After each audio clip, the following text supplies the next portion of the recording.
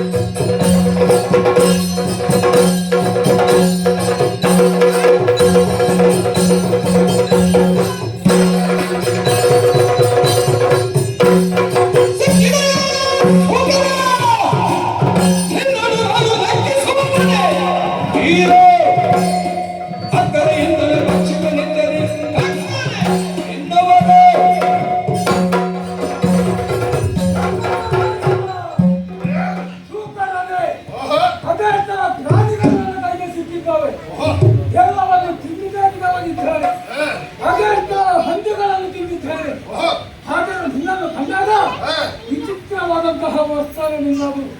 ಒಳ್ಳೆಯ ಮಾತಿನಲ್ಲಿ ಈ ವಿಷಮಾತ್ರನಿಗೆ ಆಯಾಸವನ್ನು ಪಡೆದರೆ ಹಿಂದಾಗಿವ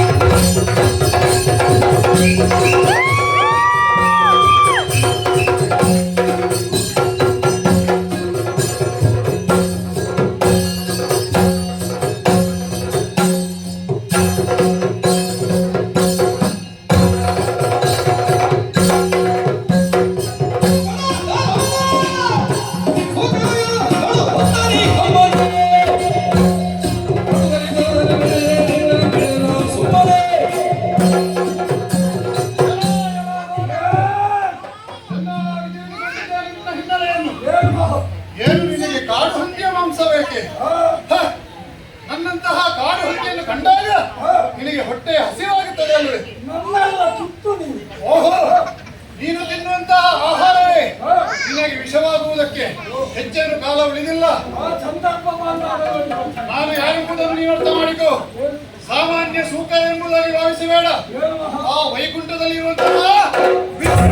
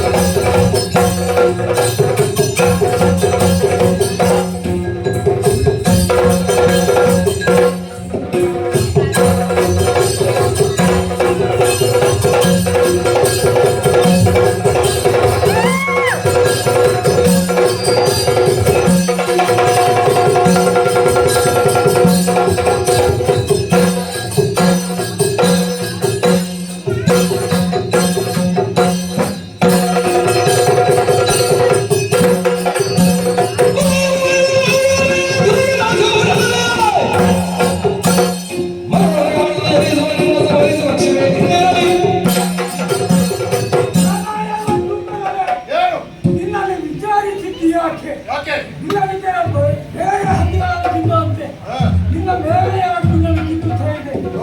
ಏನೋ ವಿಶೇಷತೆಯನ್ನು ಕಂಡೆ ನಿನ್ನಲ್ಲಿ ಮಾತನಾಡುವುದಕ್ಕೆ ಮುಂದಾದೆ. ಹಾಗೆ ಹೊರ ಹಾಗೆ ಬಂದಾಗ ನಿನ್ನನ್ನೇ ವಿಚಾರಿಸಿದ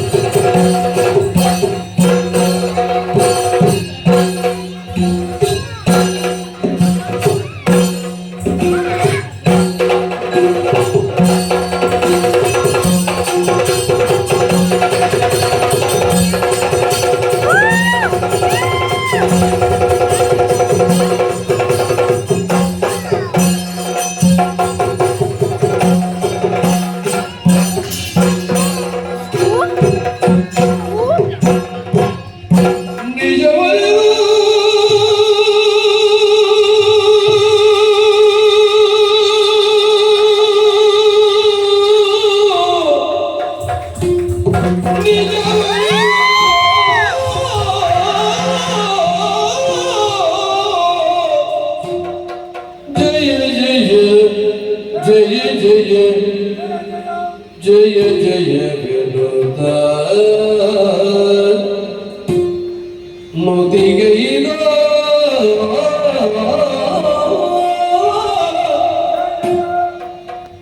ಜಯ ಜಯ ವಿನುತ ನುಡಿಗೈದ ವೃಷಭದ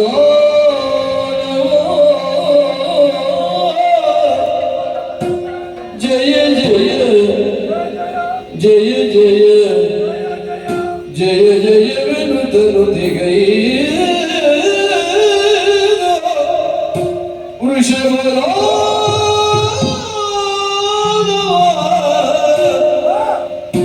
ಮುಕ್ತಿಯ ಕರುಣಿಸೆಂದೊರೆದು ಮುಕ್ತಿಯ ಕರುಣಿಸೆಂದೊರೆದ ನಾರಾಯಣನ ನುಡಿಗೈದ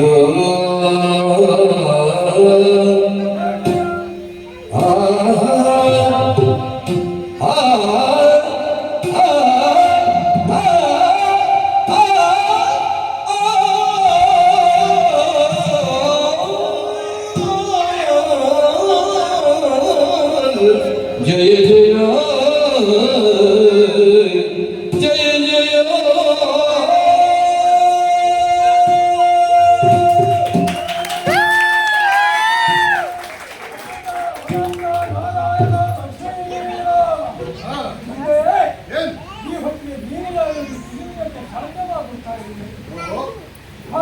ಅಪರಾಧಗಳನ್ನು ಮನ್ನಿಸಿ ನಮ್ಮನ್ನು ಕ್ಷಮಿಸಬೇಕು.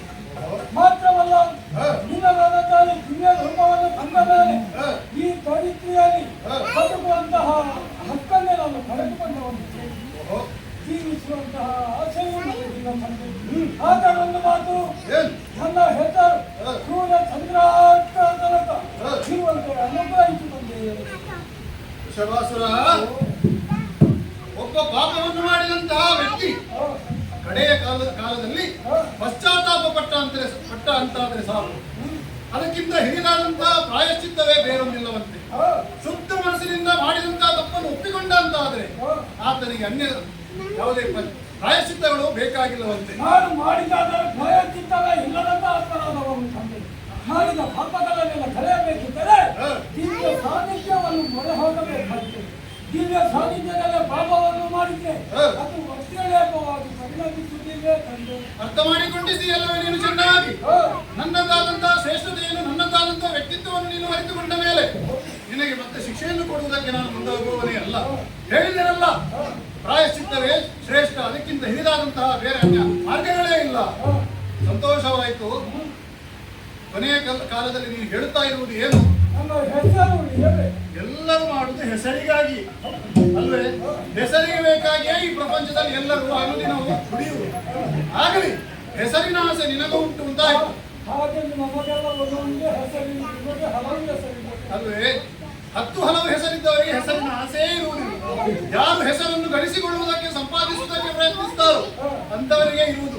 ಒಂದು 10 ಹೆಸರು ಬೇಕು, 10 ಜನರ ಬಾಯಲ್ಲಿ ನಮ್ಮ ಹೆಸರು ಬರಬೇಕು. ತಪ್ಪ ಅಲ್ಲ. ಖಂಡಿತವಾಗಿಯೂ ಅಲ್ಲ. ನೀನೇ ಕಟ್ಟಿ ಬೆಳೆಸಿದಂತ ಈ ಶ್ರೀಶೈಲ ಪಟ್ಟಣ ಏನುಂಟು, ಮುಂದೊಂದು ದಿನ ಇದಕ್ಕೆ ವೃಷಭಾಚಲ ಎಂಬಂತಹ ಹೆಸರು ಬರಬೇಕು.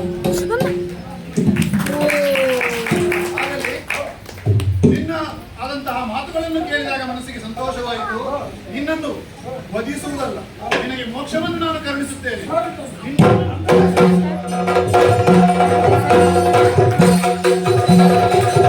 ಜಯ ಜಯ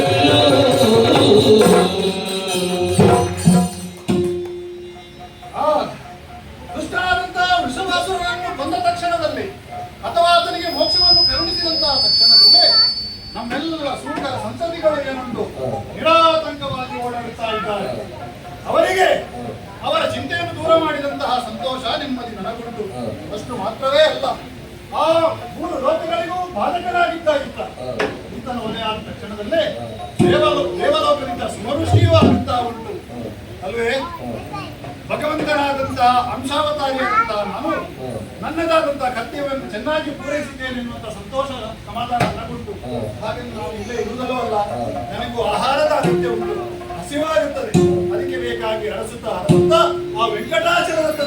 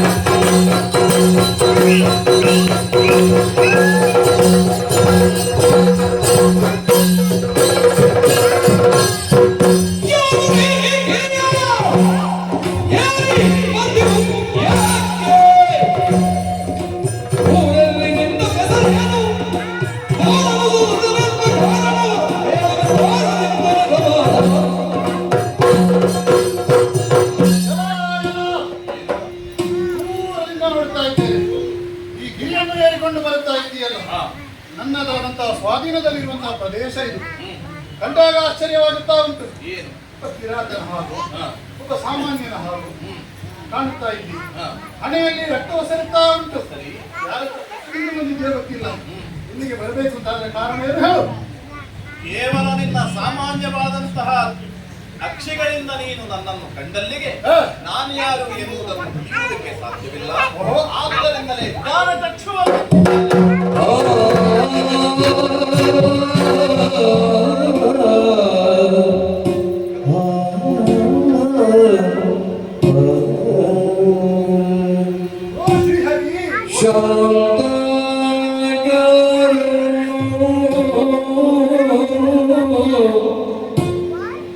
ಭುಜಗಶಯನೋ ಪದ್ಮನಾಭಂ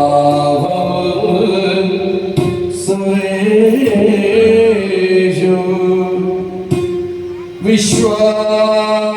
ವಿಶ್ವಾಧಾರಂ ಗಗನಸದೃಶೋ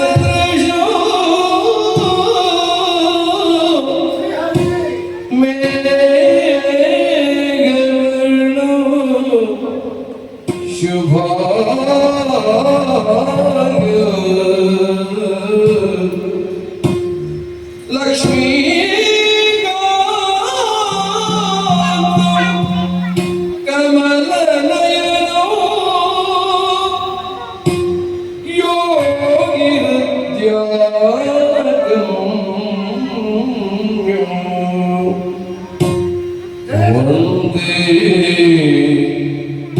ವಿಷ್ಣು